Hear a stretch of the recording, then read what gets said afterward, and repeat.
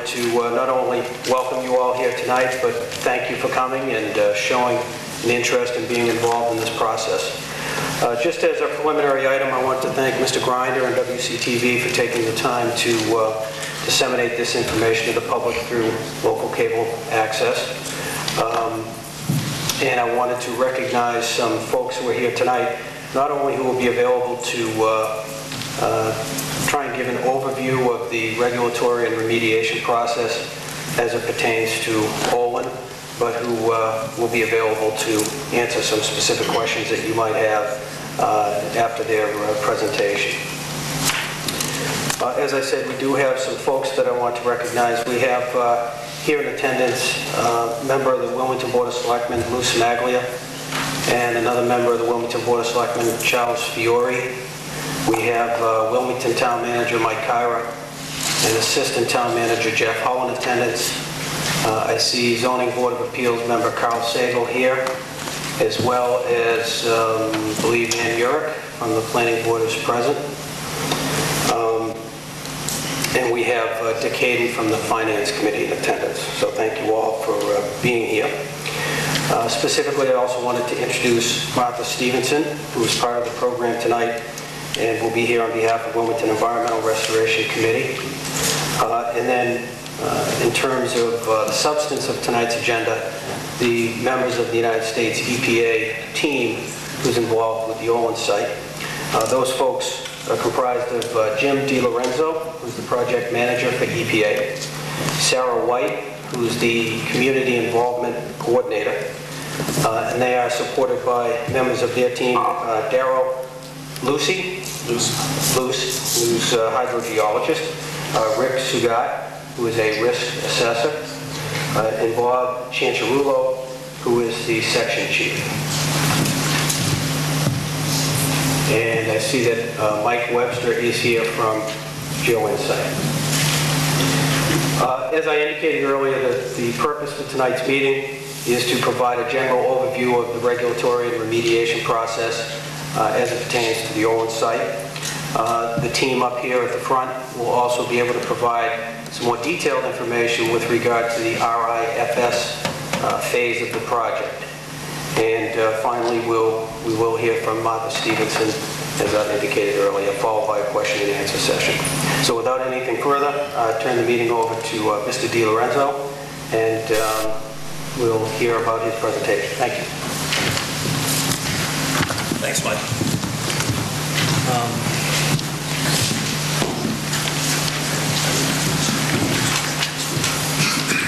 I'm going to try to talk without the microphone. Can everyone in back hear me? Okay. I prefer not to use the microphone. Just very quickly on the agenda. First of all, my name is Jim DiLorenzo. I'm a remedial project manager with EPA's New England office out of Boston. We handle the 6 New England states. I've been a project manager for 18 years now with EPA in the Superfund program. Very quickly, we're going to talk basically about the ongoing or upcoming study, what we call a remedial investigation and feasibility study, which is really the heart of the Superfund program. I know there are a lot of other issues going on at this site. I read the newspapers too, but I want to try to focus the discussion on the Superfund process, the recent settlement, and then at the end, I'd appreciate it if you hold your questions until the end of my presentation. I'll be about 30 to 45 minutes. And at the end, we'll stay here as long as it takes to answer all questions. Also with me up on the stage here is Joe Coyne, who is with Mass DEP's Superfund office out of Boston, and Steve Morrow, who is with Olin Corporation, who is one of the 3 potentially responsible parties who will be performing and funding future activities. And then once I'm done, I'm going to turn it over to Sarah White, who is with our Community Relations Office, who will just talk a moment about community input. And then Martha Stevenson, who is with the Wilmington Environmental Restoration Committee, which is a group that has applied for a technical assistance grant through EPA's Superfund process. which supplies money to nonprofit groups to help evaluate data. These processes tend to be pretty complicated, and so we welcome that type of input. So with that, I'll launch into the presentation.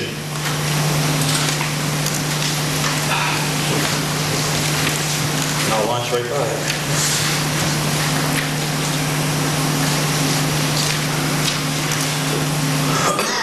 All right, there it is. All right, so this is the Olin chemical site. It's located at 51 Ames Street on the other side of Wilmington. The red line indicates the property boundary, which is roughly 50 to 53 acres.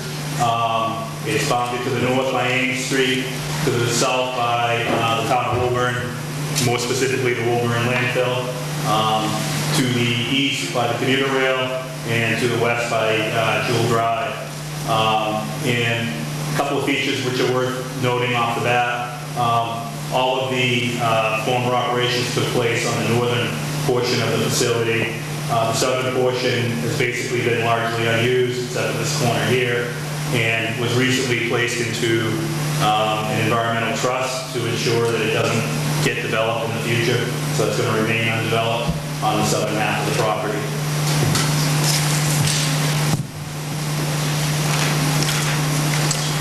Just very briefly, some key points on the operational history of the facility. It was constructed in 1953 and operated under several entities until 1986. Consistently throughout that time period, it was used to manufacture chemicals for the rubber and plastics industry. And the main waste stream associated with those processes were chemicals which were discharged, waste chemicals, which were discharged to lagoons and ponds that were located basically on the middle of the property primarily, in an area that subsequently became known as Lake Polly. Basically, these were surface impoundments. They weren't lined. They were basically, holes in the ground where waste were discharged and allowed to leach into the ground, which was the standard practice for handling waste effluent in the 50s and 60s and early 70s.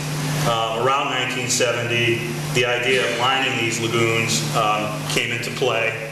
Plastic was installed under the lagoons with the idea of containing the chemicals in the lagoon and preventing them from leaching into the ground.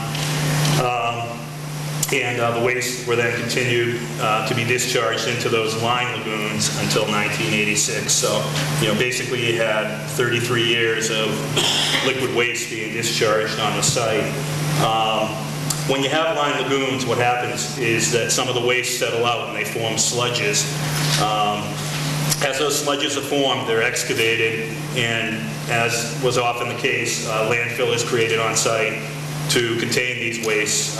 Such a landfill was created down on the southern tip of the property in 1975 and has been capped and is in the process of being closed. But that landfill is located on the southern portion of the property. And again, that was pretty much standard practice for facilities like that in the 70s and 80s. I want to talk a little bit more about, we talked about the site. I want to talk more about the study area. The study area is much larger than the 50 acres. 50 acres is shown in that area there. I don't know why my hand always shakes when I'm on stage. But the study area actually includes all areas that have been impacted by contamination off the site. Specifically, there's a known area of groundwater contamination that originates from the former lagoons and ponds and Lake Polly that were located in this area. And groundwater tends to flow off in this direction towards the northwest into the Maple Meadow Brook Aquifer. And of course, I'm sure all of you are familiar with the fact that NDMA and nitrosodimethylamine was detected in the town wells, the Chestnut Street wells in 2003, and the wells were subsequently shut down. So we know that that plume, which is roughly 3/4 of a mile, extends from the Olin property and into the Maple Meadow Brook Aquifer. Within that plume, there's an area of what we call dense aqueous phase liquids. These are chemicals which are heavier than groundwater, denser than groundwater, so they sink to the bottom of the aquifer. And these chemicals are in solution with groundwater, but once again, they're much denser and they sink to the bottom. Within the Dapple, you have chemicals like ammonia, chromium, chloride, sulfate, sodium, and the N-nitrosodimethylamine. Those are the key components. There are also other chemicals as well. And then above that, it becomes a little less contaminated in what we call the diffuse layer. So the same chemicals are present there, but at lower concentration. And then as you move up, the groundwater tends to get cleaner as you reach the water table. Other features on the site, there was at one point a petroleum spill near the facility on the northern part of the property that resulted in a plume of what we call light non-aqueous phase liquids. These are oils that aren't in solution with groundwater. They float on top of groundwater. Olin Chemical Corporation installed basically a treatment system in 1981 to begin to collect that plume, which was beginning to show up in the east ditch along the east boundary of the property. That plant has become known as Plant B, has been in operation since 1981, and it's recovered over 1,000 gallons of oil in that time. So that's another potential source area. So we've got this large groundwater plume, we've got this residual light non-aqueous phase plume, we've got the former lagoons in Lake Polly itself where extensive soil remediation has taken place in the past. We need to look and see if the remediations that have been taken have been completed or adequate. Are there residual soil contamination in those areas that need to warrant further study and cleanup possibly? And then from those lagoons and ponds are a series of ditches. There's a south ditch and the east ditch. South ditch runs down to the southern portion of the property and then runs off property. It joins up with the east ditch, and then the combined flow goes down to the north pond and down towards the Abijona, the Industrialplex site, which some of you may be familiar with in Woolburn. So those are the kind of the main known areas of concern, areas of interest.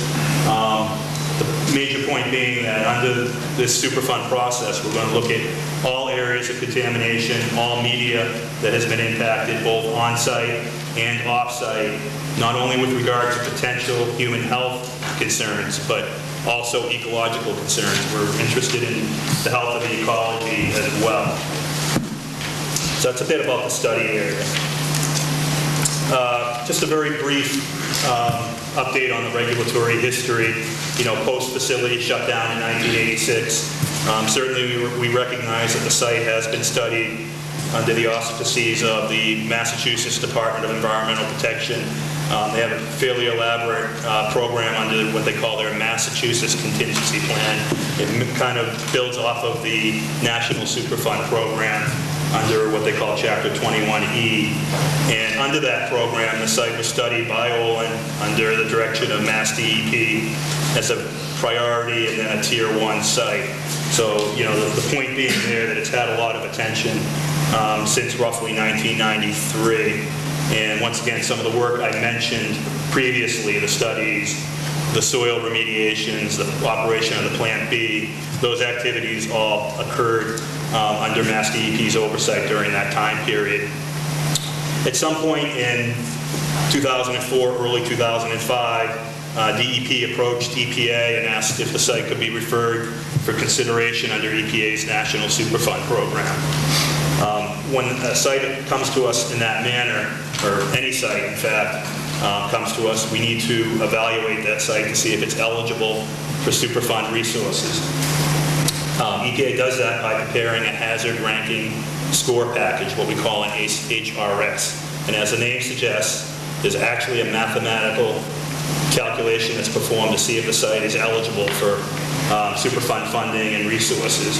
And without, I could spend an hour on that, but basically there's a 28.5 minimal cutoff. The Olin site scored 50 based on the significance of the groundwater concerns alone.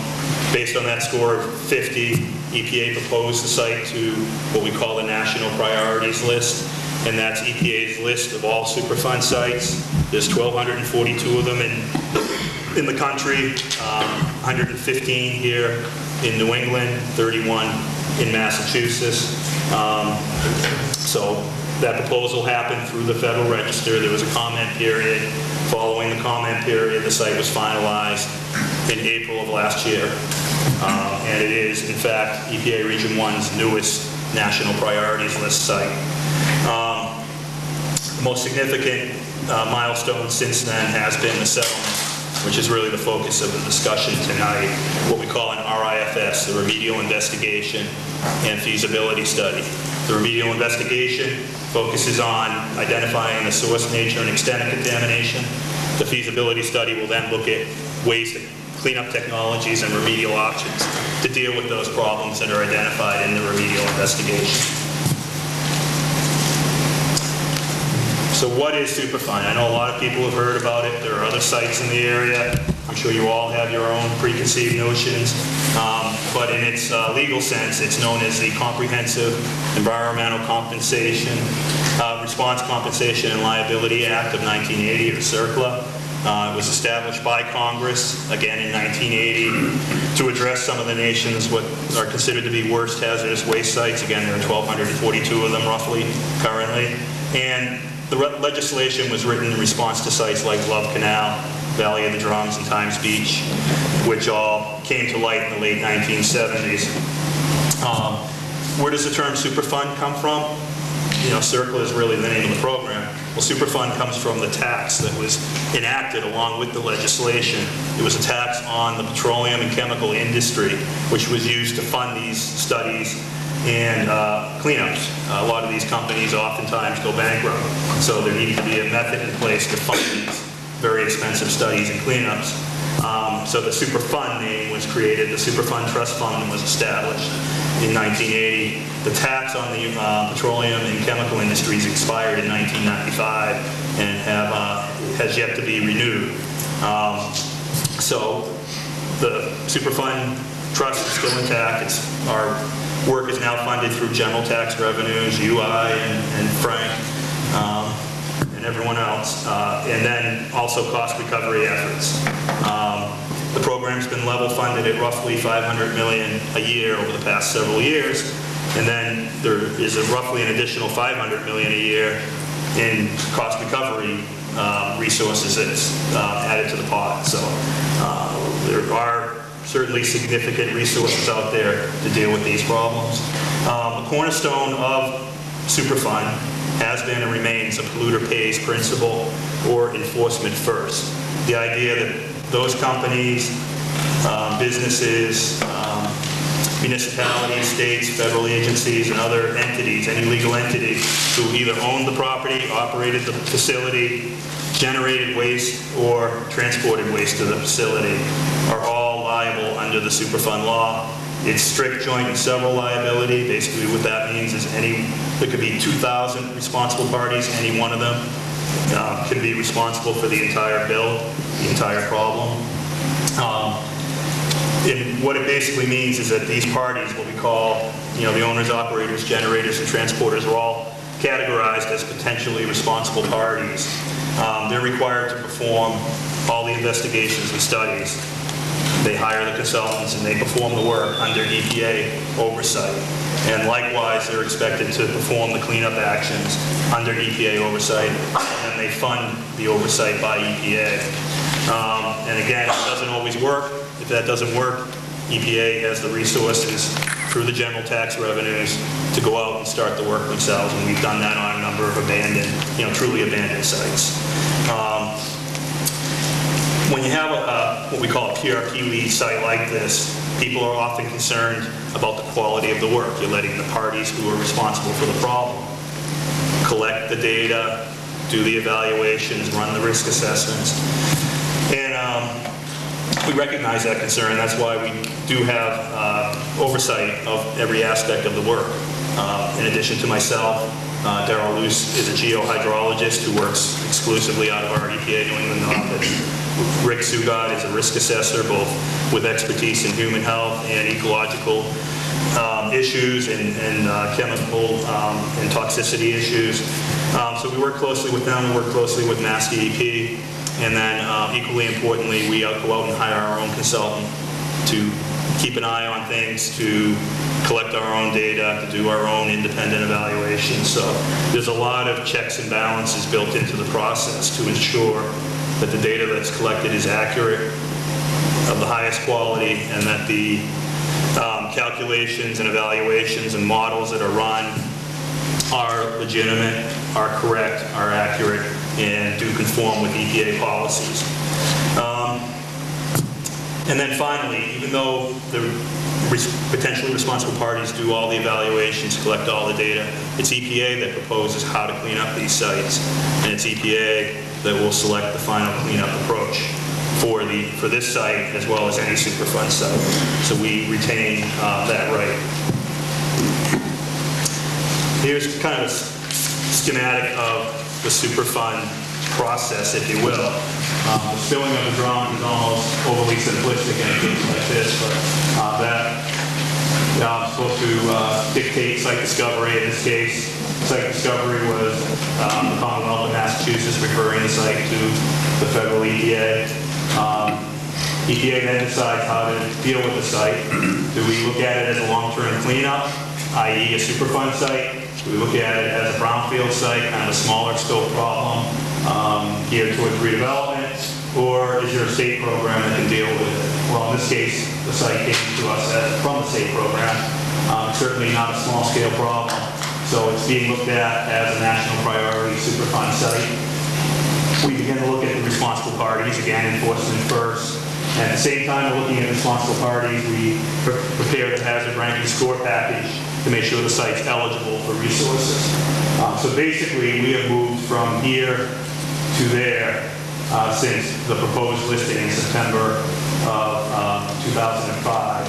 And we are here now and about to begin what is called the Remedial Investigation and Feasibility Study phase. And this is probably the most significant step on this diagram, I think. This process, once again, we'll look at all media. We'll try to identify all known chemicals at the site. We'll look at potential existing risks given current use at the site.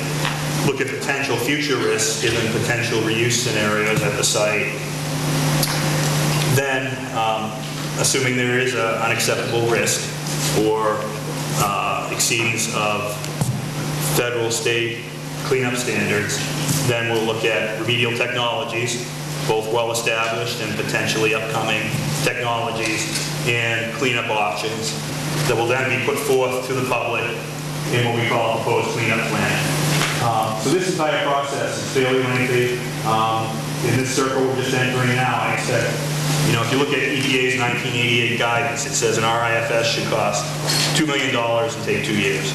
Well, fast forward to 2007, really these studies, because of the complexity of the sites we're seeing, the diversity of the chemicals, the evolution of the science behind it all, these studies roughly take 5 years or so.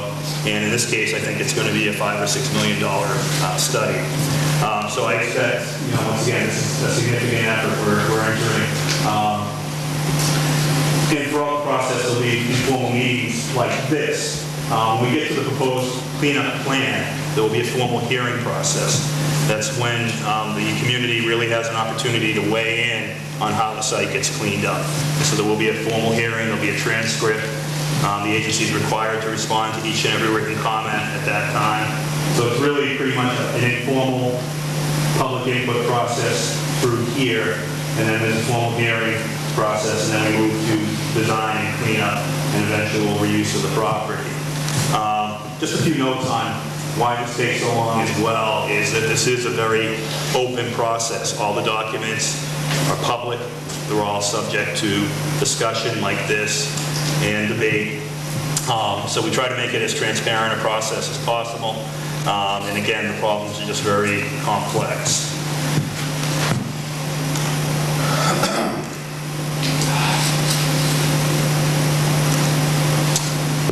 A few words on the EPA PRP settlement. Again, that stands for potentially responsible party. The settlement was approved by EPA Region 1 by my director at the Office of Site Remediation on June 28th of 2007. And really, the settlement has two components, in what we call an administrative settlement agreement and order of consent, or AOC, and that lays out the legal requirements of the agreement. And then as Appendix A to that legal agreement is the remedial investigation and feasibility study statement of work. And that lays out a conceptual framework for doing the study. It basically dictates from EPA guidance all the requirements for analysis and evaluation, risk assessment, and so it's all laid out in that RIFS SOW, or statement of work.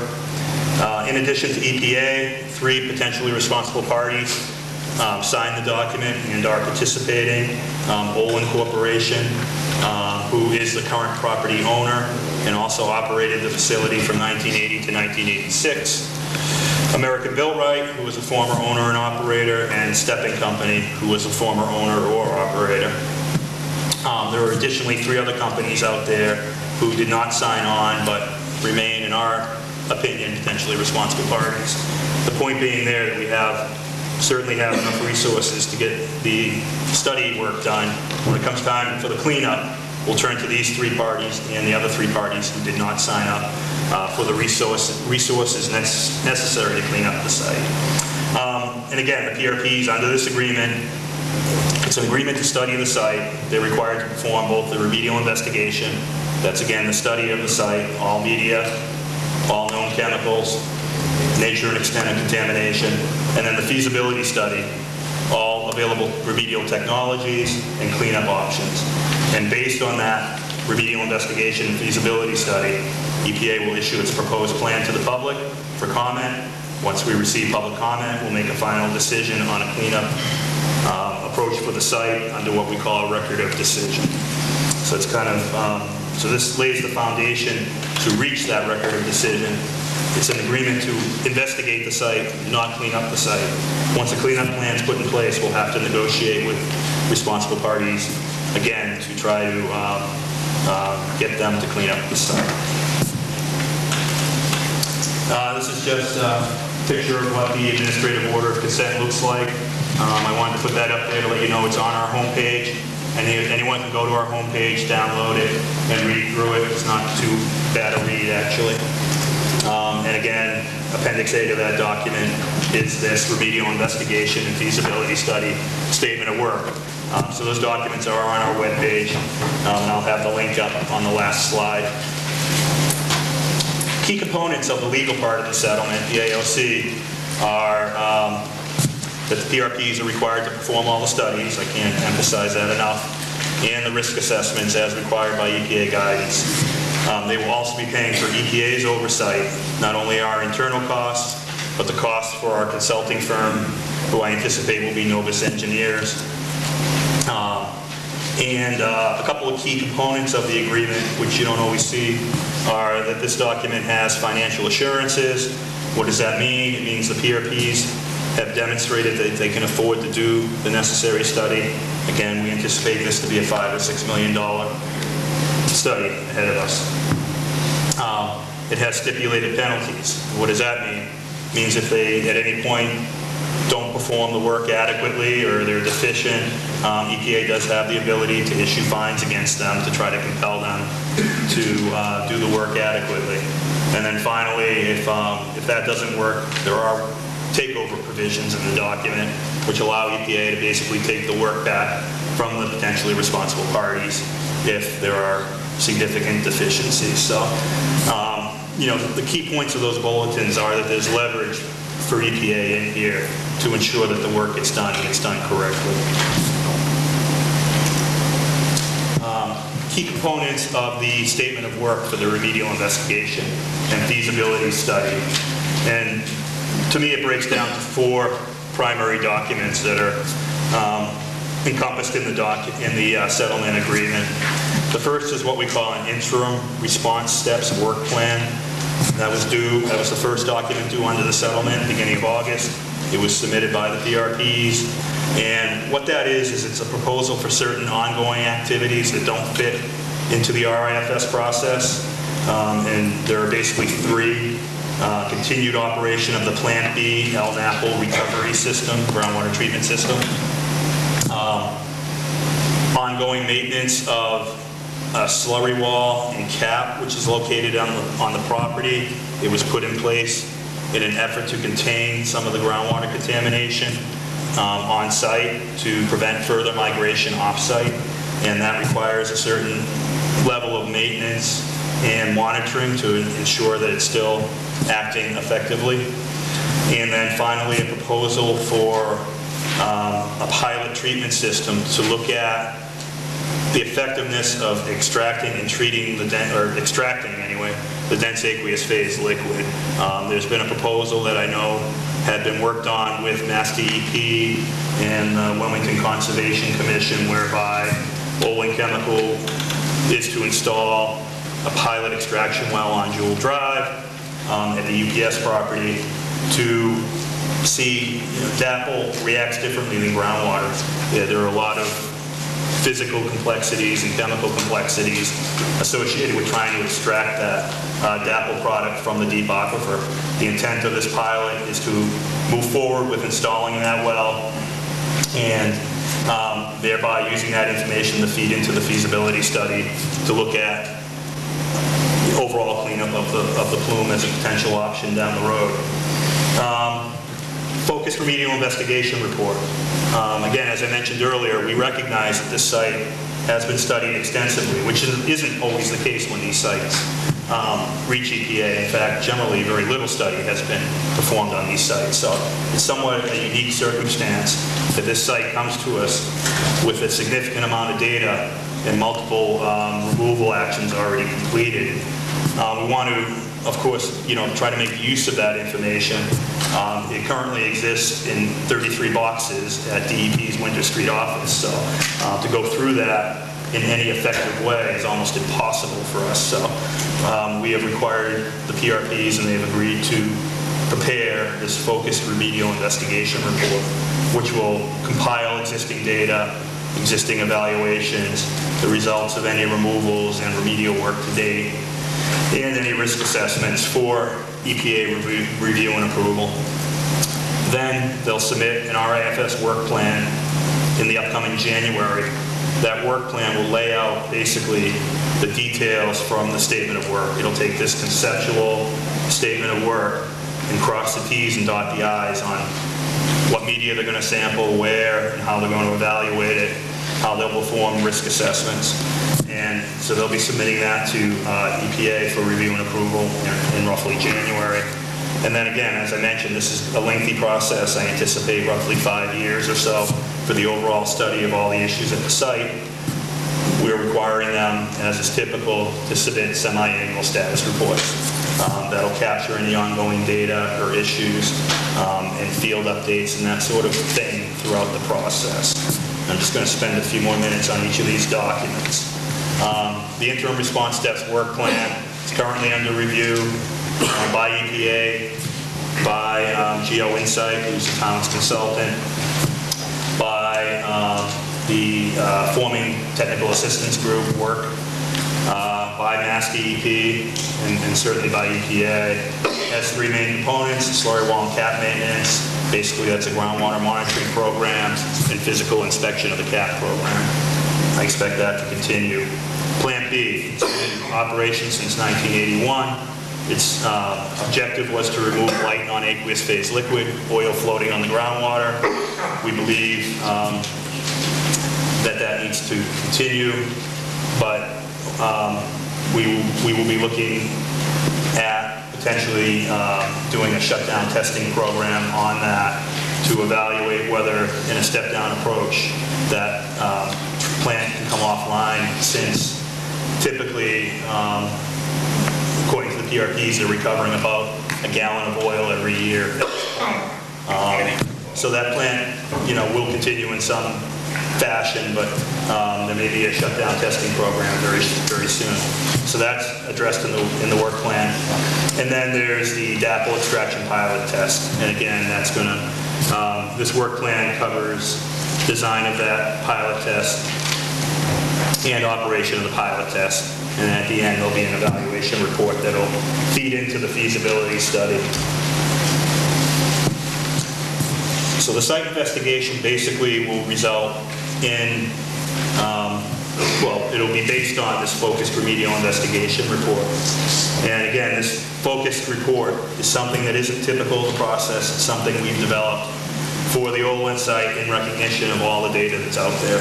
It's a way for the agency to look at that data not only with regard to the types of chemicals that have been found, but were the field methods used to collect that data adequate? Were the analytical methods appropriate? Was the quality of that data appropriate? Was the spatial coverage acceptable? So that data is really going to be looked at in a very forensic manner. We expect that report will form the basis for the subsequent work plan. It'll kind of lay the foundation for future work, particularly on the site property. So that brings us to the RIFS work plan. Once again, that's a detailed roadmap. It'll talk about data and analytical requirements. It'll talk about what we call ARARs, which are applicable and relevant and appropriate requirements. These are basically all federal and state cleanup standards, things like MCLs you may have heard of, which are National Drinking Water Standards, S1 standards, soil standards, stuff like that. It looks at all federal and state standards on the books. Then, of course, it talks about the field work that'll be done. It talks about any potential evaluations, such as groundwater modeling, human health and ecological risk assessments, and then it lays out a more specific schedule to complete the work. It also includes a series of what we call quality assurance plans, things like a quality assurance project plan, or QAP, a sampling and analysis plan, or SAP. These documents ensure that the data that's collected, again, is of acceptable quality, not only in terms of how it's collected in the field, but how it's analyzed by the lab, and then how it's reviewed by an independent reviewer. Very complex process. Someone once compared it to rocket science.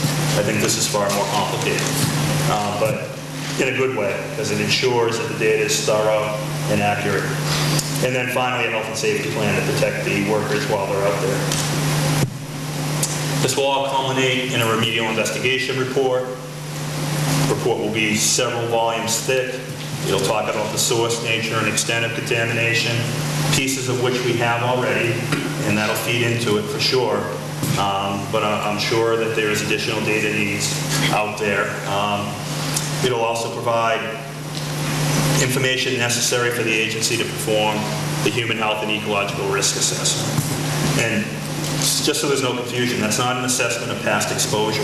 That's something that the Department of Public Health, I know, is looking at.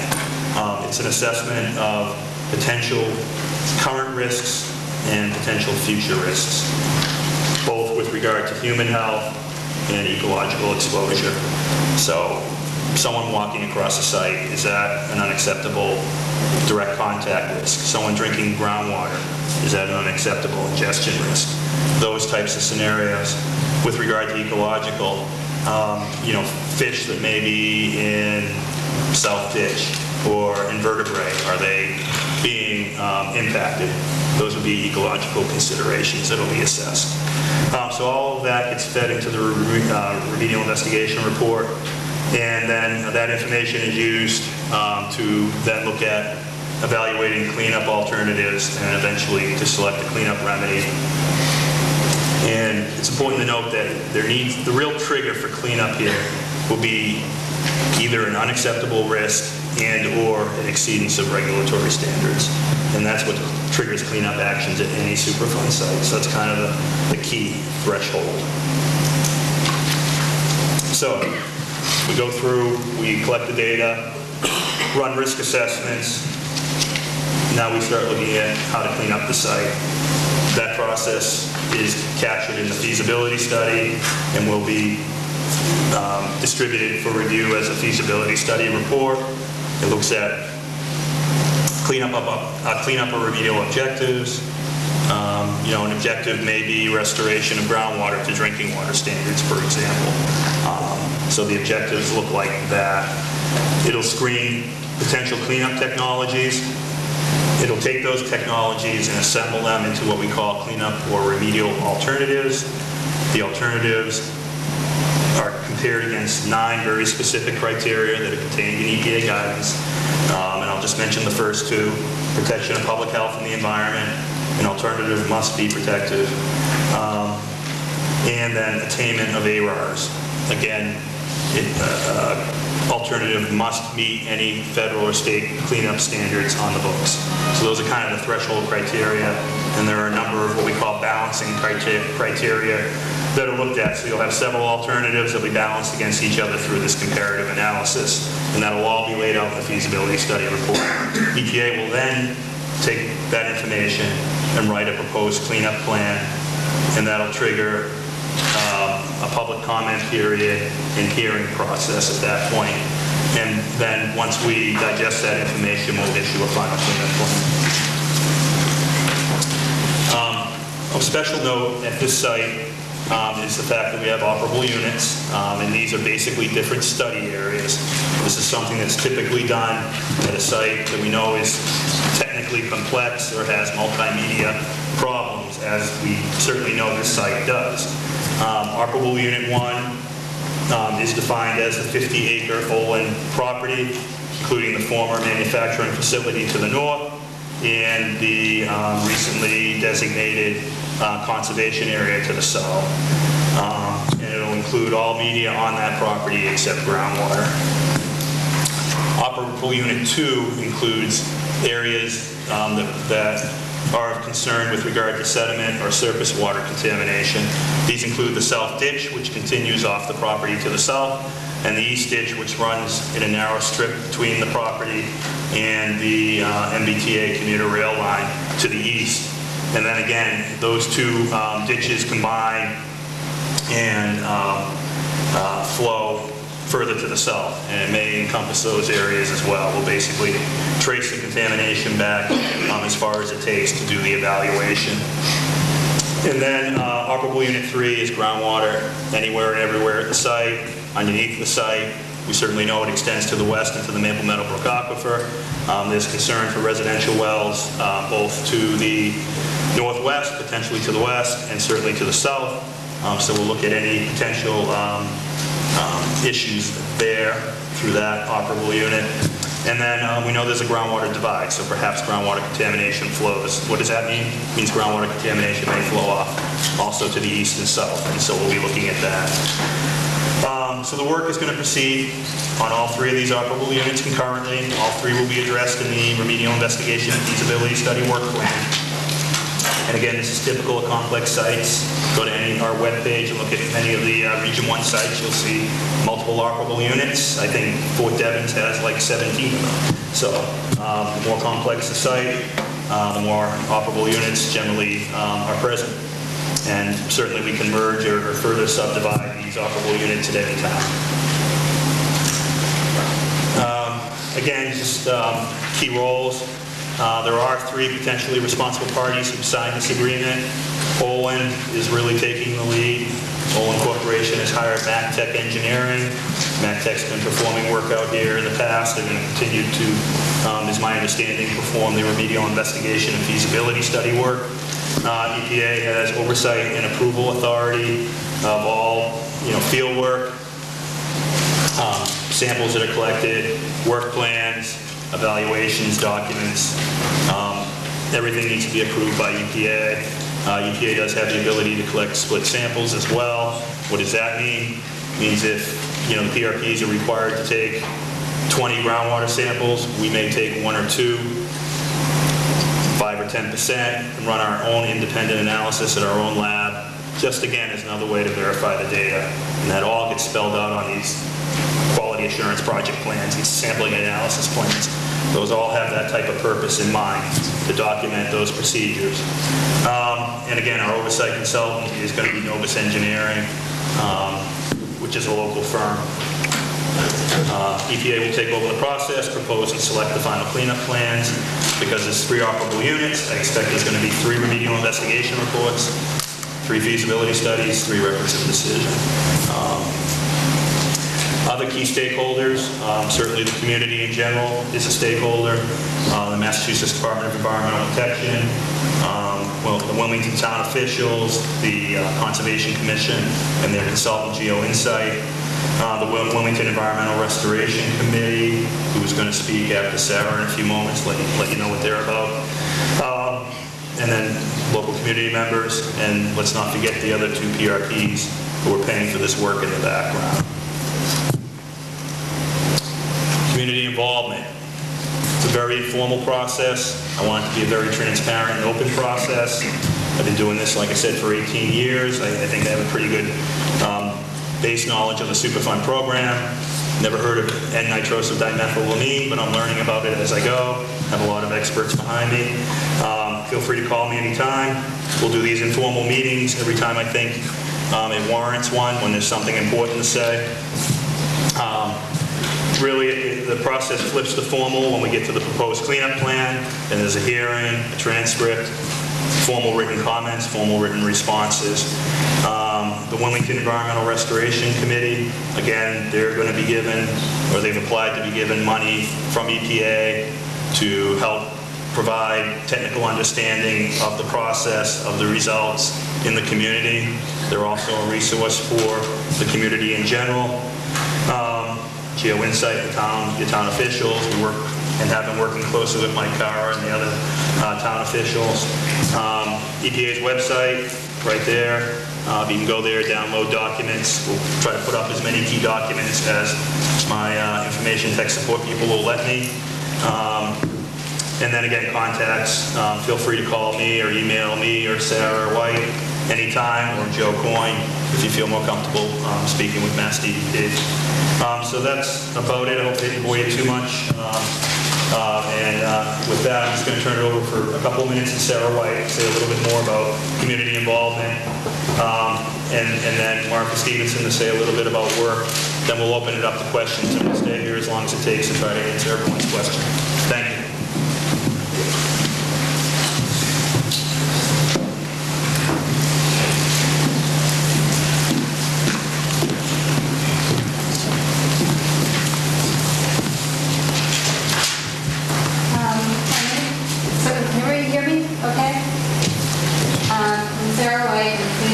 Coordinator for EPA, and I work with Remedial and Joe Coyne.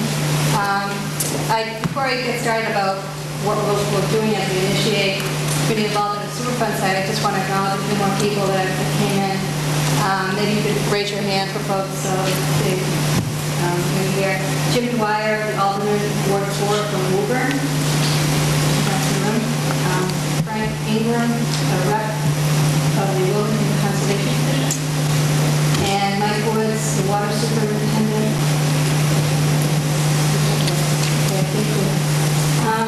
Basically, when we work at the Superfund site, we create these community involvement plans, and they basically guide our outreach strategy for any Superfund site.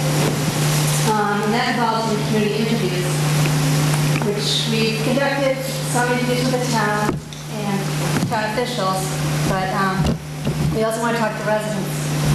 I'd be very interested in talking to anyone who neighbors the site, and you can approach me later and we can set up an interview so we know where to heads up. Excuse me. I'd like to turn it over to Martha Stevenson from work. Martha's going to explain what the work we'll be doing during the Superfund process. Zoom's being on yet, Sarah. Good evening. Thank you, Sarah. I'm Martha Stevenson. For those who don't know me, do I have to? Is that better? I think it works.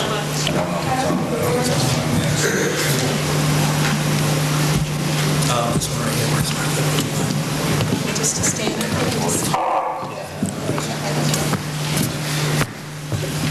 Thanks, Kat. Again, my name is Martha Stevenson. I'd like to thank Jim and Sarah in particular for asking us, or allowing us to talk for just a minute this evening. The those of you who don't know, the technical assistant grant that Jim spoke of, that's available to residents of the community, requires that your group, whoever applies and wins the grant, has to be incorporated as a nonprofit organization. So on behalf of my fellow members, I'd just like to tell you a little bit about our group and invite you to join us if you'd like. Jim mentioned it's probably a long process. We're estimating maybe as long as 5 years. And it could go longer than that, we've been told from other groups. So if you want to join us, you're more than welcome, but be prepared to work, and that's part of our name. We're a group of residents from both Woburn and Wilmington. Most of us are considered affected, we believe, by the definition used in the EPA language, primarily here in Wilmington because our drinking water supply has been affected. But we also have a number of members who have been meeting with us the past year who have professional expertise as consultants or in the environmental businesses, and they've offered to volunteer to help us with their professional expertise. And then a number of our members have extensive experience in other organizations. We're anticipating that our group needs to be responsible for the application for the grant, and then throughout however long it takes, some pretty stringent requirements to meet financial reporting deadlines, as well as actually managing the technical consultant that we hire. Could be more than one, depending on how long the process takes and the needs that we see coming from some of these reports. Our specific goals, and I'll read these if you'll forgive me, are to aid in the assessment and evaluation of the human health impacts and damage to the environment, particularly but not only our water resources, including the town of Wilmington's municipal water supply and Maple Meadow Brook and its associated aquifer, as they may have been affected by contamination in South Wilmington. Our second goal is to work in cooperation with government agencies, potentially responsible parties, and the general public to further the residents' understanding of the technical work products generated and remedial activities undertaken under the auspices of the US EPA. And finally, to retain the services of technical experts from time to time who will help us analyze and interpret the findings and recommendations of the risk assessment reports submitted to the EPA by the PRPs, their consultants, and others, so we can most effectively facilitate the exchange of information to and from the communities at large. I know Suzanne Sullivan in the back captured a lot of you coming in and asked you if you wanted to sign up to receive notification about work as we go forward.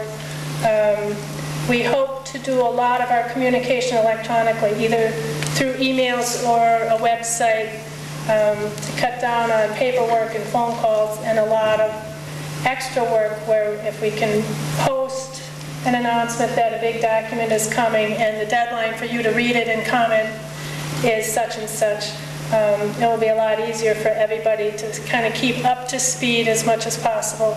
And meet with us if you wish. We will be holding meetings separate from Jim's informal but very helpful, we find, big public meetings, as we think is helpful to members of the group itself and to the community at large. We anticipate on a couple of these large reports coming in that our consultant will want to meet with us and kind of explain in terms we can all understand what the reports mean. And one of our main objectives is to help you and the community understand as we go along. If you haven't had a chance to sign up in the back, please do so before you leave tonight. If you'd like to talk with any of us about joining, just catch us this evening. We can switch phone numbers or emails as necessary. And I'd also like to reiterate Mike Newhouse's acknowledgement of Dick Grinder and WCTV. There's certainly a resource we plan on using as we go ahead. So thank you, Dick, and thank you all. Thank you, Martha. With that, we'll open up to any questions anyone has, and I see your hand up back there. Yes. I just have a Dapple resident of Wilmington. I was wondering if you could tell me if I'm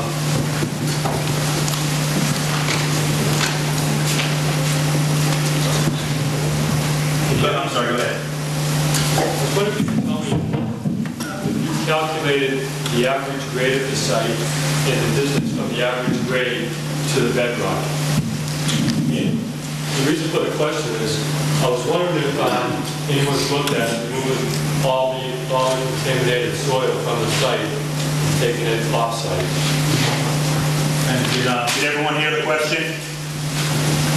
He asked if we've defined the contaminated mass of soil from the surface down the bedrock yet, and whether or not excavating that soil and taking it off-site has been looked at as an option yet. Is that right?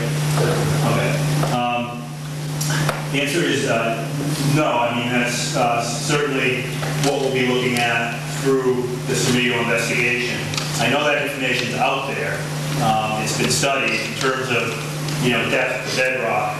I know there's a bedrock trough that runs from the site. What that means is a deep area of bedrock that runs from the site to the Maple Meadowbrook aquifer, and that's how the NDMA wound up in the town's water supply. And I believe, Steve, correct me if I'm wrong, that's like 80 or 90 feet. Is that about right in that area? It varies. I mean, the bedrock does come above the ground surface, and out of Maple Meadowbrook is probably 100, 120 feet maybe to the top of the bedrock. So it varies all over the site. But the deepest is probably 100, 120 feet. 120 feet on the Olin site? No. On the Olin site, it goes from 0 feet, the rock above the ground.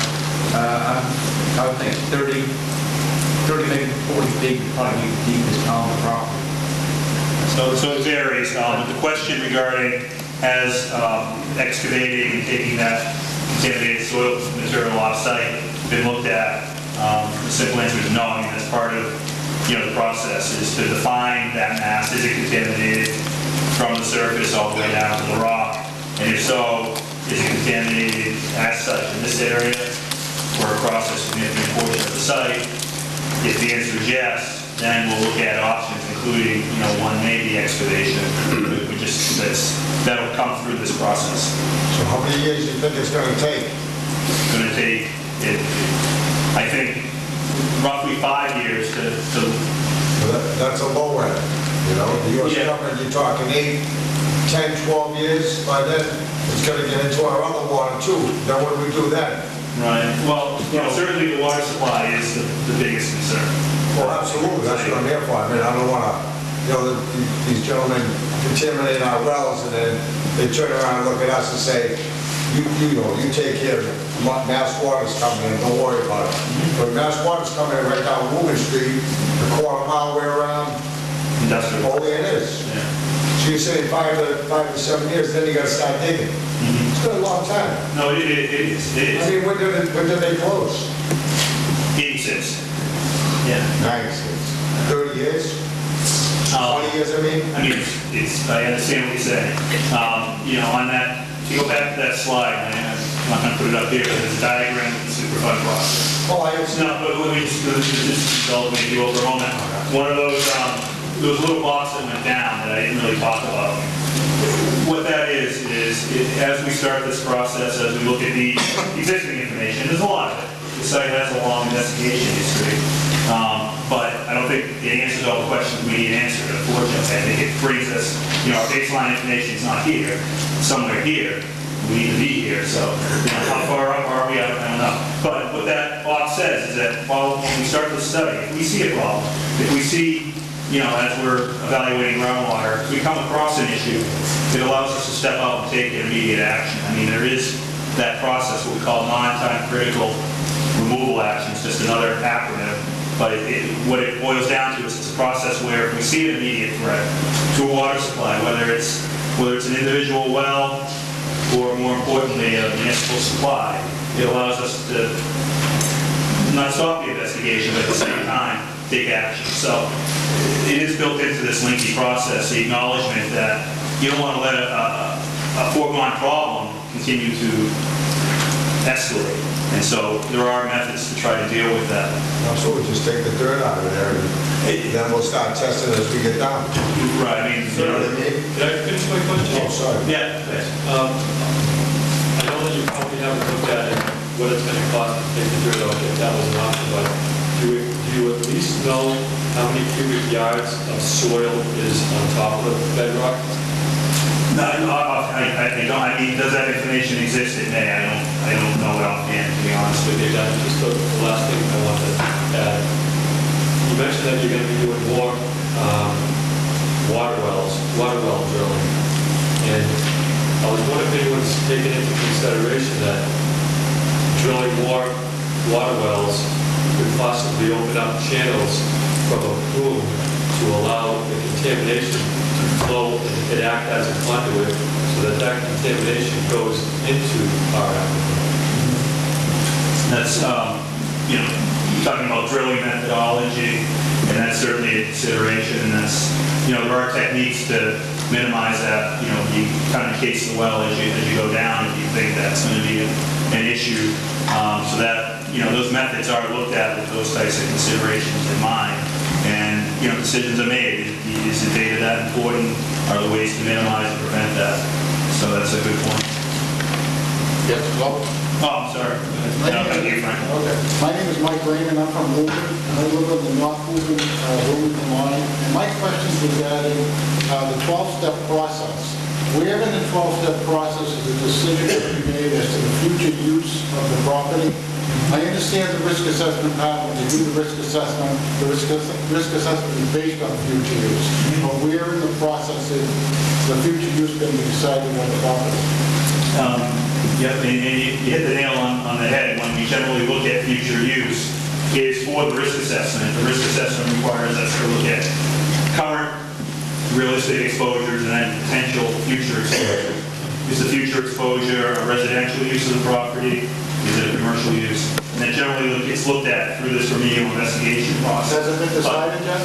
No, there isn't, and EPA will not make that decision. That's a local decision. EPA will provide the method and go to the town and to the community and to the property owner and solicit input. But EPA doesn't make that decision. Reuse is a local decision, and it's made at the local level. EPA will solicit that information, and for our risk assessment purposes, we'll look at several potential reuse scenarios. So we don't say the site's going to be used for X, Y, or Z. We say it may be used for X, Y, or Z. We don't pick one or the other. We're looking at conceptual, possible exposures, so not specific reuse exposure. I don't know if that helps you. Thank you. My name is Frank Ingram, and if you'll accommodate me, I have more than one question. I'll try to make them brief. The first was regarding slide 13. If it's convenient, if you could put that back up. I'll try. Or not. I'll try.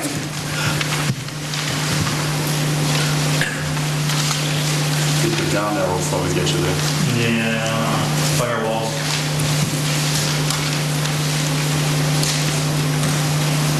Okay.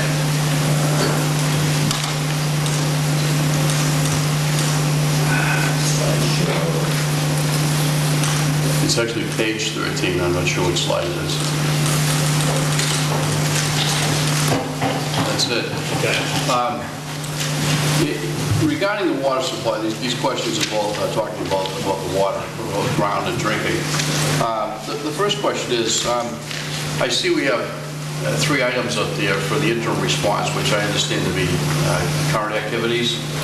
That stated, I don't see anything there which talks about a comprehensive evaluation of the ground and drinking water, at least for temporary. And I know you and I have discussed this, but for the benefit of the remainder of the folks, I wonder if you could, if there's a consideration to put a 4th item and make that an action item. And that would be my first question. The second is, as to the total picture of the contaminated groundwater. Do you know or do you have an estimate now what the lateral and the vertical limitations, and I'm including off-site, that's my inquiry there. The third question is regarding, I think it's in the southwest corner of the property, the cap waste. Is there a present assessment as to what the hazards are and their proposed remedies, if any? And I do have a final question that I would look to perhaps the town officials. Clearly, this, and I would address this to either of the mics, clearly this situation has been a very substantial cost to the town of Wilmington in terms of having to supplement the water supply, close down the wells. My question is, has there been an audit of the total cost of the town of Wilmington, both the public and the private residents? Has been an audit of this, and have all of these costs been offset by the responsible parties? I thank you for indulging me. Okay, let me take a stab at Frank's questions first as they pertain to groundwater. And I understand your point, and you probably make, groundwater 0.4 or even 0.1 on that slide. Granted, the reason why it's not on there is really the intent of this interim response steps work plan. It's not part of the normal Superfund process.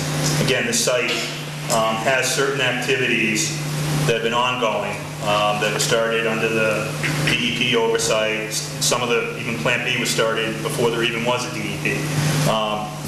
So these activities were ongoing. They don't fit into a remedial investigation feasibility study, that's all. They're not study activities. Operating Plant B isn't part of a remedial investigation with the intent of collecting data to evaluate risk assessment. So what I'm trying to say is that this document was created with the acknowledgement that these things were ongoing.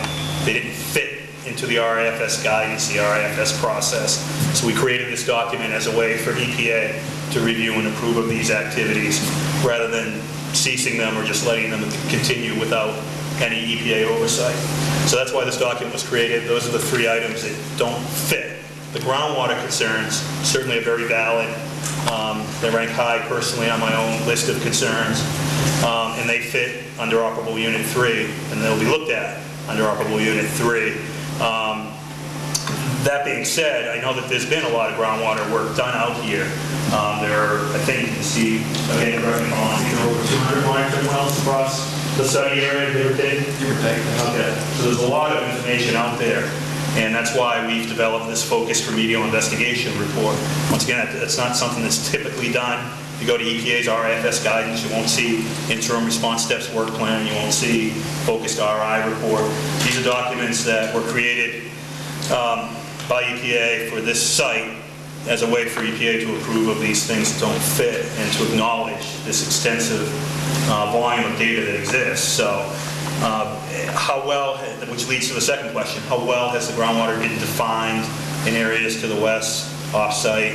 What's the volume? I don't know. Is there enough information to know the answer to that?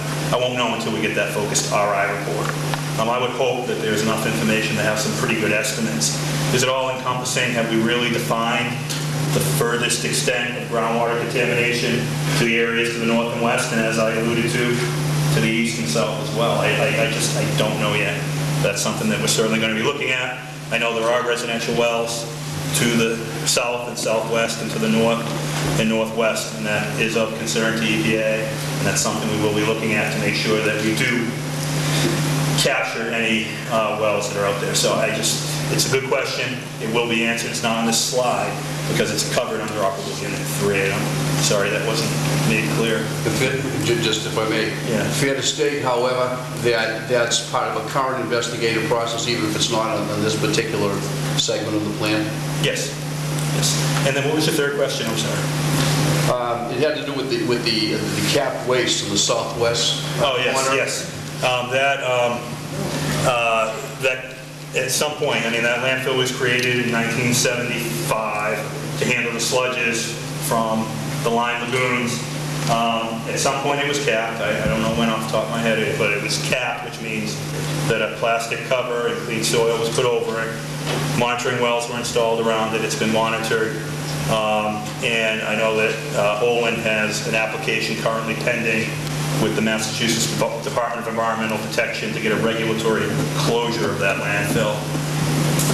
That really is secondary to our concerns under CERCLA, under Superfund. Regardless of whether that gets a final closure from DEP or it does not, that's going to be looked at under Operable Unit 1 as part of the on-site study. Is that landfill still acting as a source area? And I expect that information will be presented in the focused remedial investigation report as a starting point. And will the data be sufficient to answer that question in that report? I won't know until we see it and review it. And that'll happen whether or not they get a closure from Mass DEP. So it's kind of an administrative process that they're going through, but it won't impact our scope of investigation under Operable Unit 1. And so that, with that, I appreciate the responses. I hope that helps. Thank you. Frank, just if you could repeat the question, I want to make sure I have it correct. In summary, this whole circumstance has been a great cost to the town and actually has been a substantial cost to some of the private well owners. That stated, has there ever been an assessment of the total cost to the town, including its private citizens, the impact on them, and has an audit been done to determine whether a compensation or reimbursement has been made to compensate the town and the individuals for their costs and difficulties in the situation of lack of potable drinking water? And that is to the town wells and the private wells. But actually, there was a piece of that I hadn't caught on the first time you asked the question. The answer to the question, since the town wells were shut down in early 2003, the cost to the town to provide potable drinking water to the town through the municipal system, that direct cost has been covered by Olin, and I'm not clear on their arrangement. They may be getting reimbursed from other PRPs. We haven't been concerned about that. That direct cost has in fact been covered to date. Going forward, both in terms of the damage to private well users and the municipal water system, going forward with the assistance of technical experts, the GeoInsight, the legal counsel, the town continues to assess all of the damages and to negotiate the compensation for those damages going forward. I appreciate that and respectfully suggest that those few individuals not be overlooked in the final assessment and audit, so that we can wind up certainly not compensated for the inconvenience, but I think the town should at least be put, and the citizens put financially where they would have been but for. I understand your point. We absolutely will take that into consideration. And where can one get that evaluation data? Put it this way, I would refer the matter to council to determine whether or not it makes sense to disseminate that information at this point in time. Let us refer the matter to council and we'll tell you whether or not that information can be made available. I'll also point out that depending on different circumstances, that data can change over time. So this, as time goes on, that process continues to go on parallel with other things that are going on. I appreciate your response. Thank you. George Lincoln, Can I just add a quick question for Mike Jones? It might have been mentioned, but I didn't catch it. Would that assessment or audit, if it was done, would that include loss of water revenue sales?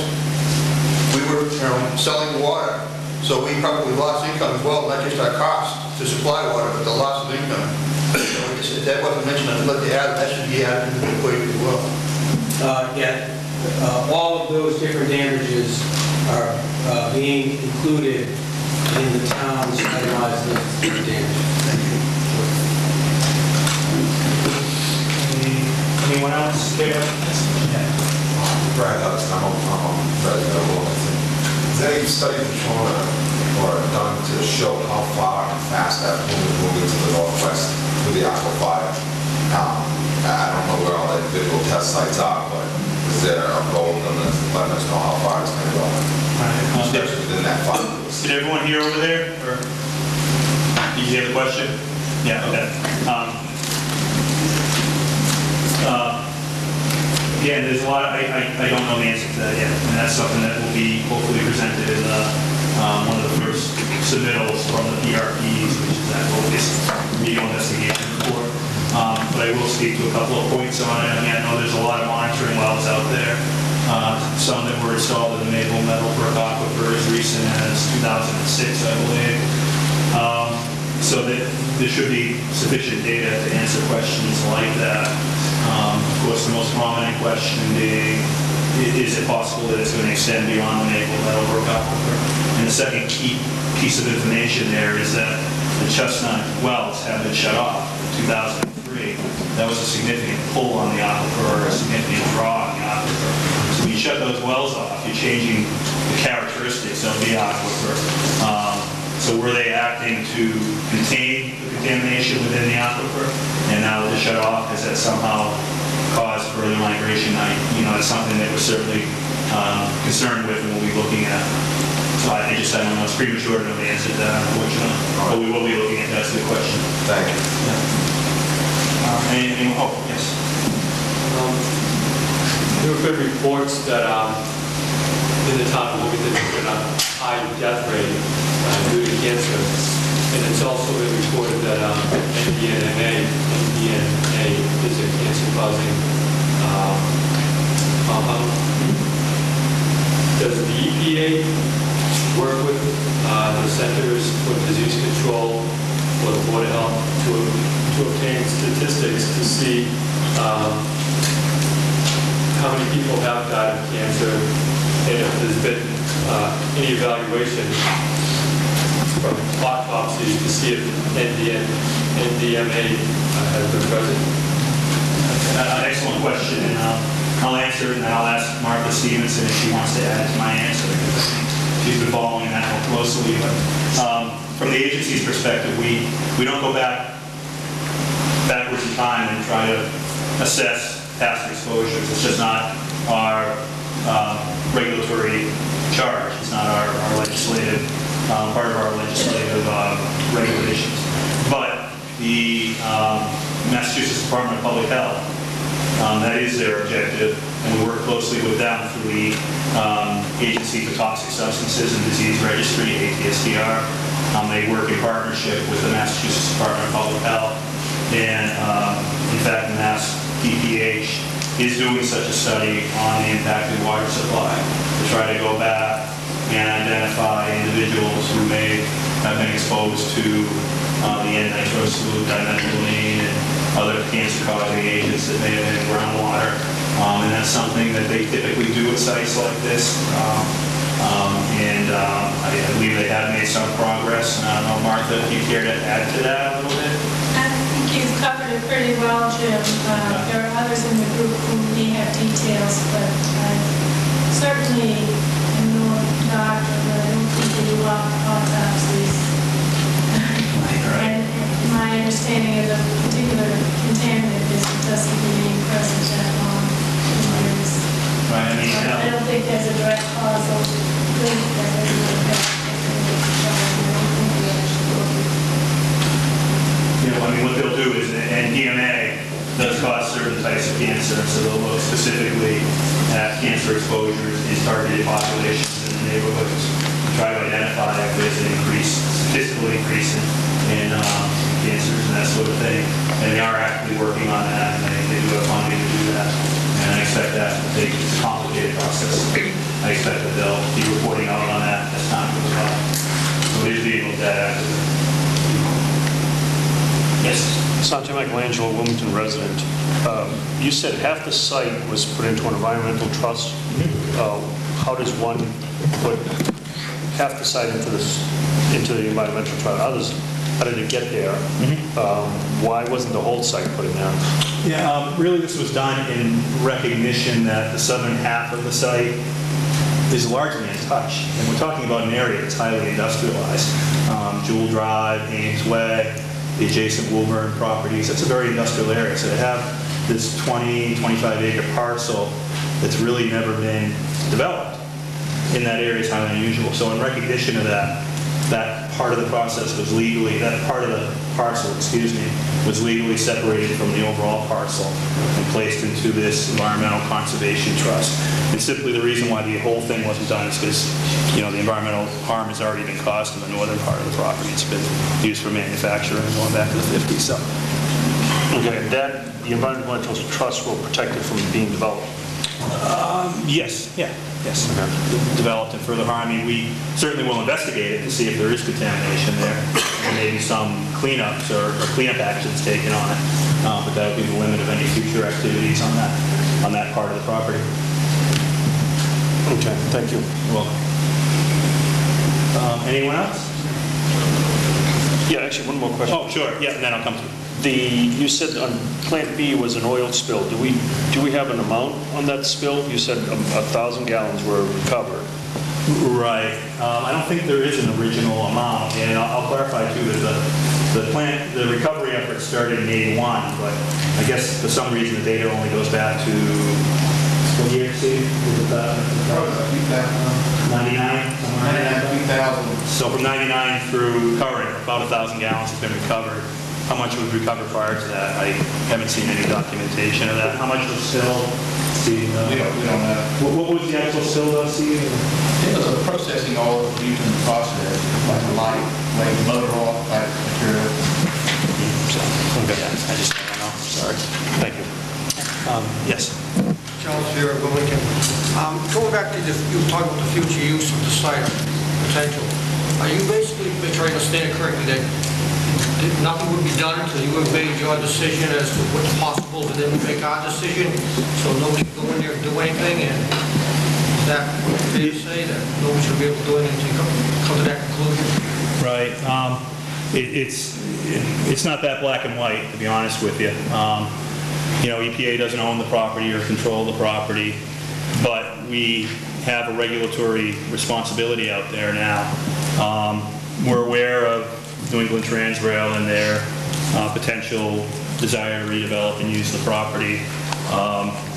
We've made our position clear to them, to the public, that we need to perform a remedial investigation to understand the site before any type of reuse, whether it's New England Transrail or anyone else, uses the site. That's our objective, is to complete that study. The purpose being to look at, well, if you take a property like that that has damage on it, if you're going to reuse it, are workers going to be exposed?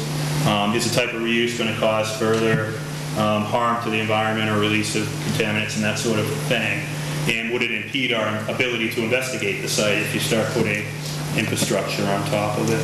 So that's really our concern at this point, are those types of things. So our position is that no, it can't be used until we complete our evaluation. Now, it's not our decision to make, and we don't have, the regulatory authority to say you can't use, private property.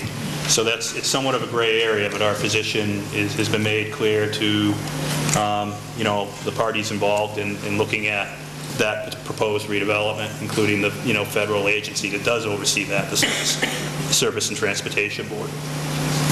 So I don't know, that's not a very clear answer probably, but it's not black and white. Yeah, right. I kind of figured it wouldn't be black and white. If at some point something happened where they wouldn't, even though they've already kind of said that they would wait, if for some reason they changed.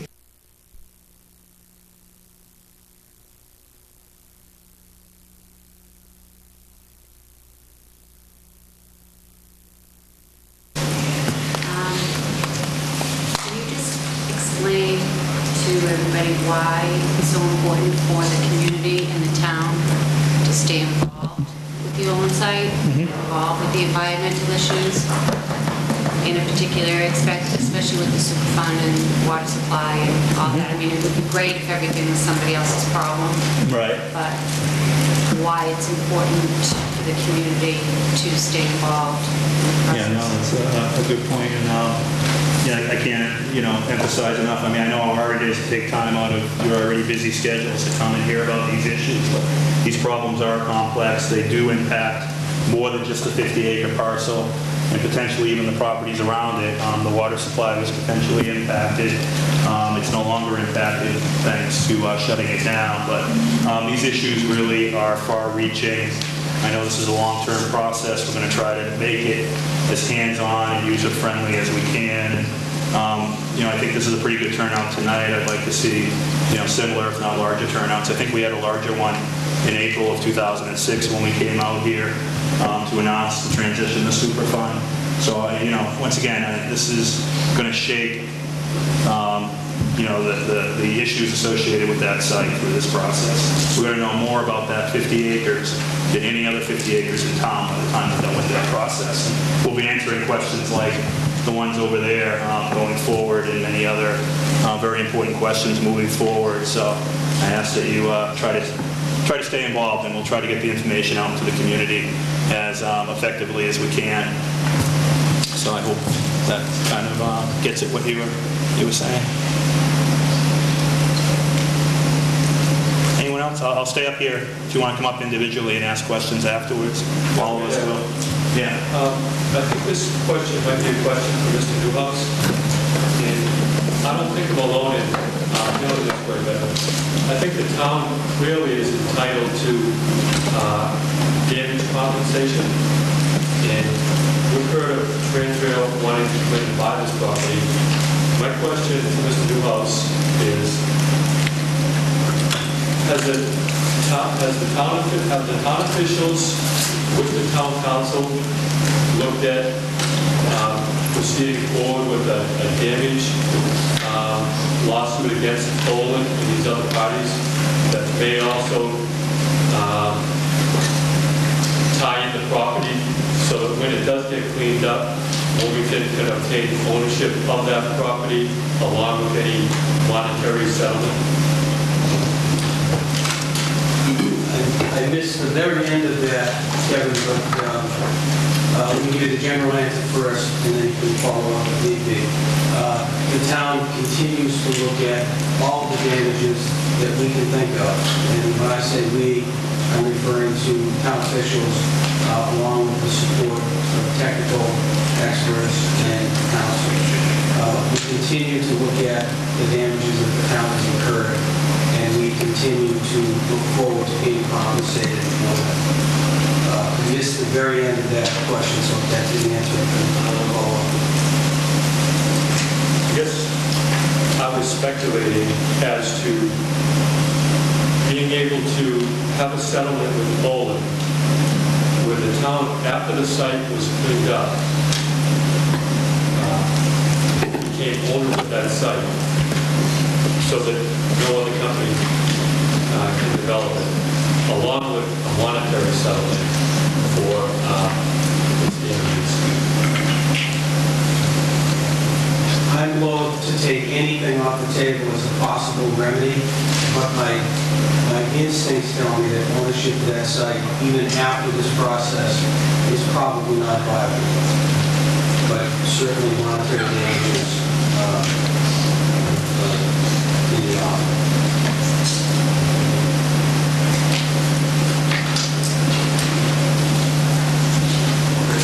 Anyone else?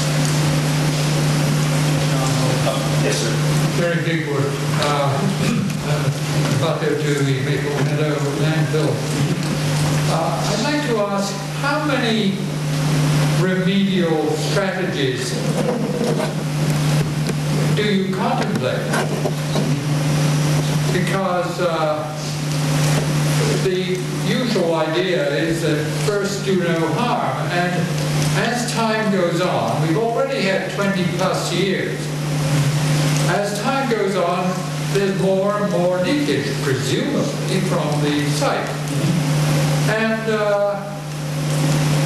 if we have only a limited number of remediation opportunities, then why can't we, without this enormous study you're talking about now, why can't we go ahead and select at least one of those alternatives and get on with it? I think there's a couple of ways to answer that, but basically the way that the legislation and the regulations that form Superfund are written, it says that you can't put forth a cleanup until you demonstrate that there's an unacceptable either human health or ecological risk at the site. that requires a certain level of study. Now, I know there's been a lot of study already done at this site, and we're trying to build that into the process. We're going to look at the existing information, which may make us move quicker. I'm a little hesitant to say that it will, because these are complicated issues. So that's really the regulatory answer, is you need to generate that risk assessment before you can start looking at cleanup options. You have to demonstrate that there's an unacceptable risk. Pretty likely there may be here. Then a more practical answer is that there isn't necessarily a limited amount of things you can do. It's not just as simple as saying, well, let's just dig up the soil and take it off-site. It just isn't that simple. There are numerous technologies out there to deal with these problems. There's numerous approaches you can take to either contain the waste or clean up the waste, treat the waste on site, dig it up, treat it off-site. I mean, there's all these different scenarios, and that's just soil. And you're talking about surface water, sediment, deep groundwater, bedrock groundwater. I mean, it's not as simplistic as it may seem. It's not as simple as dumping a drum of oil and cleaning it up. This is a very complex problem, and it's going to take time to not only evaluate the scope of it, but to look at different technologies to clean it up. One further question. Yeah. I seem to remember hearing almost exactly that statement about 15 years ago from the DEP. And apparently they were right. I know it's frustrating. I say that tongue-in-cheek. I know. This is new to us, but I know there's been a lot of work done. That existing information may move us, leap us ahead quicker than I think it will. But just based on what I see, I think there's still a lot of work to be done, in particular with regard to groundwater and this dense aqueous phase liquid. That's something that's not typical to have a dense aqueous phase liquid. That's not been well studied. If you look at all the Superfund sites across the country, 1,242 sites, there are only 4, including Olin, that have N-nitrosyl-dimethylamine. So NDMA is not a typical problem out there. So these chemicals are complex. They're very unique. It's not a simple problem. I wish it were. I wish there were a simple solution to beam this stuff up, but there isn't. All I can tell you is that the process will be thorough, it'll be deliberate, and there will be an endpoint at some point, but it's not quick. And you have to put up with the idea that things are continuing to leak and further contaminating the area.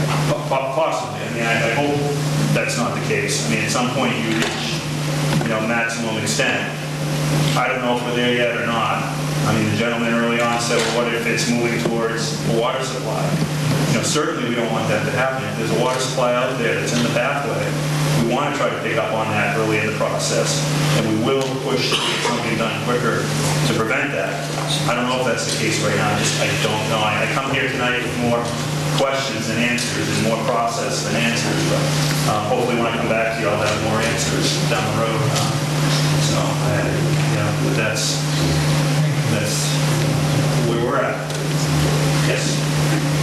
Along those lines, is there a time consideration with regard to, if you're projecting that this report phase is going to take 5 years?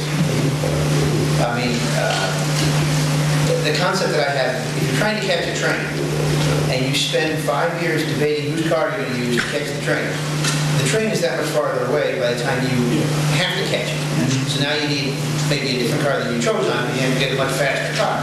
So my thought is, if you have a body of information and you know it's going to take 5 years to decide what you're going to do with that body of information, or evaluate that information, or further gather more information, is there also some sort of a process involved that says, if we act in 2 years, we will have to do X, Y, and Z. But if we don't start the process for another 5 years, now we have to do X, Y, Z, and A, B, and C. Right. Is that built into this process? Yes. Or are we just going to continue to... No, that's a fair question. I understand it. But it's kind of a catch-22. I mean, to answer that question, you need to have the type of data that we're looking to collect to be able to answer that type of question. You really do. The only potential acceleration of that process here that I see is that there is a lot of existing information, and in October we're going to have a focused remedial investigation report. Once again, is that going to take our baseline, from here to here or here to here? I mean, maybe the information is great. Maybe it's more comprehensive than what my judgment tells me it is, and we'll be able to make cleanup decisions much sooner than 5 years. I'm not counting on that, just because I've been in this program a long time. So that's kind of the first part of the question. The second part is the train leaving? No, I don't think so. I mean, these problems generally, these contaminants began to be released in the 1950s. Most of the environmental harm probably occurred from 1953 to 1970, when the lagoons weren't lined. We were basically dumping chemicals in the ground from 1953 to 1970, which was perfectly the industry standard at that time, regulatory standard too. We now know better. So I suspect that a lot of those chemicals wound up in groundwater prior to 1970, probably even. Certainly there's been some additional releases. Are there active sources now? I don't even know if there are any additional active sources out there. The landfill's been capped. Is that cap sufficient? We'll look at that. Is it an ongoing source? We'll look at that. I don't know. The primary Dapple area has a slurry wall cap over that. Is that adequately containing the contaminants? Once again, I don't know. That could still be an active source. Are there areas of drums or other areas within Lake Polly that were missed? I don't know. There's been a lot of work out there. There may not be any further active sources. There may be. So to, assume that the problem is expanding, and only that is only an assumption. We'll know better when we get the focus our eye report. We'll certainly know as the process moves forward.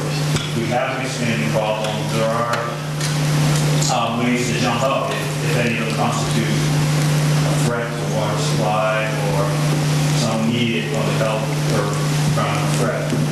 Kind of different threshold, but it does allow you to step out and do this quicker. I'm going to follow up on one thing, and I don't mean to be part of what you said. Are you looking at the opinion then that the MDMA was in the water supply from the 70s until 2003 when it was shut down? Oh, there's no way of knowing that. All I know is whatever chemicals were being used at that point were being discharged down on the lagoons. Now, MDMA, I've never seen on the inventory list of what was used for it. The theory is that it was formed from this combination of chemicals. They were dumped in the ground and basically have these chemical reactions occurring in the ground, which I think is very plausible. Did that happen starting in the late 50s? Did it happen starting in the late 80s? I don't know. Is there a way to answer that? I don't know. Those are important questions that we'll look at.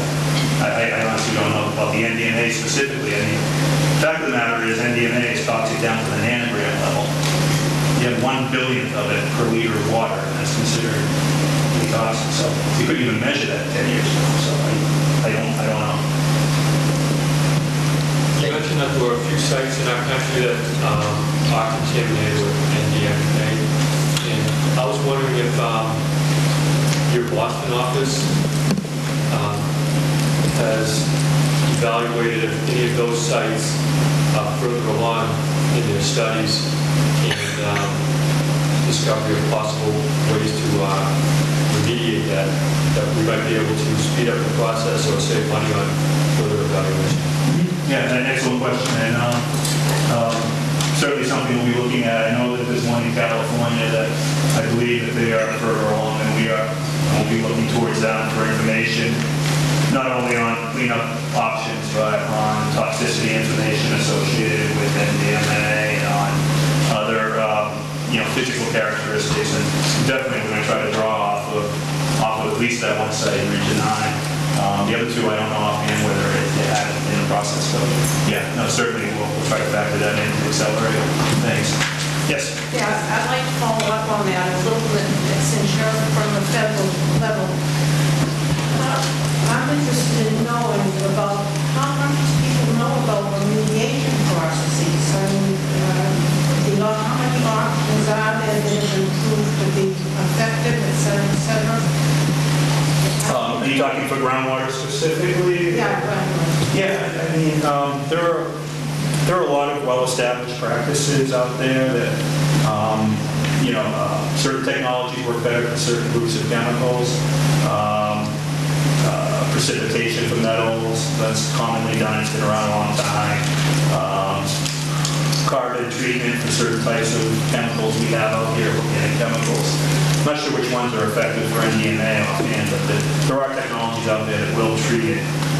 There are also several ones that are being studied right now. It's a part of the Superfund program called the Innovative Technology Evaluation Program. Part of our budget goes to that, to look at exotic chemicals like this, to try to find effective technologies to treat them. That being said, when we get to looking at cleanup options, that's one piece of information to talk on. But there's definitely ways to clean it up when we get to that point. I had a follow-up to Dr. Goodwood's question, and we talked about it in our meetings we've already had on your interim response work step. The Dapple extraction pilot test. Yep. That's something that we've been really pushing and screaming for. The DEP was, and I know we've already asked the question, but I think that this follow-up to Dr. Goodwood is a really big thing to look at all of it. That right there is something that, in my understanding, is we could take out 10% of the Dapple plume. And at our last meeting, we discovered that the railroad track infrastructure to remove the material that has been pumped out is, that's a couple of years away from being repaired or established, or then with higher trucks. And maybe I'm personally looking for maybe a public commitment at this point to, could that be expedited? It's listed on the interim response steps, and it's kind of a unique entity to this project. And maybe we could have some kind of a commitment here in public that this could be fast-tracked or expedited more than it has been. That's a fair question, and that's something that we're looking at right now. We are evaluating that work plan, and I know folks from the community have already given me some comments on that aspect. I'm not really sure what the schedule driver is at this point, if it's the rail cars or not. It may be, and that's something that we may be commenting on to the PRPs to see if there's another alternative method for dealing with that. But that being said, our objective is to get that information, get that up going as soon as possible so that information can feed into our study of groundwater. So yeah, we share a common goal there. That would have a lot of goodwill public relations aspect to it. I think to show some positive steps, even from Olin's perspective, to show that they're doing something to move forward. At least that offers some major cleanup to the maybe over 10%. Right. Yeah, no, we're definitely looking at that. We're looking at the technical scope of what they're proposing, but also the schedule drivers and other administrative requirements to see if what they're proposing using the rail cars makes the most sense. And I don't have an answer yet, but we're looking at that. Appreciate the comment. Yes. This might be a question for Mr. Willis also. When our wells were shut down, an agreement was established with Olin to pay for to construct a water line from the MWRA through the contaminated Woburn site. It's my understanding that it's just an emergency line, which I would imagine in the summertime it would flow more than in the wintertime. However, in the wintertime, we have frozen ground. And I was told that the water line was being kept up above the contaminated Woburn soil to the point where it's only 2 feet below the surface. And my concern is if it's an emergency water line that most likely won't be used as much in the wintertime, therefore more susceptible to freezing, what's being done to prevent it from freezing when it's only down 2 feet?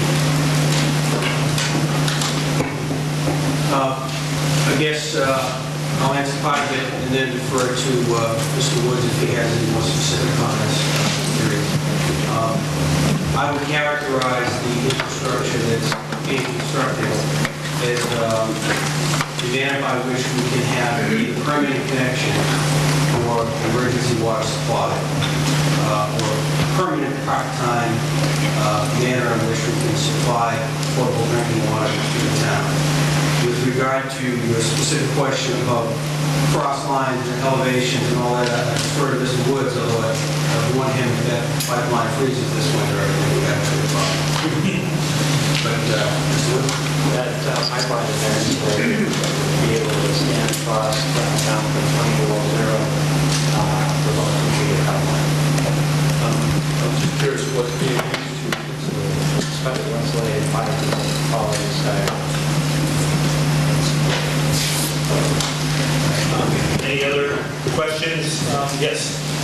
Yes, being an abutter to the Olin Corporation, having lived through a lot of the things that happened in South Dakota, in hindsight being 2020, isn't New England Transrail the worst possible lieutenant we could get down in South Wilmington? I'm asking you this, but I should be asking a town official.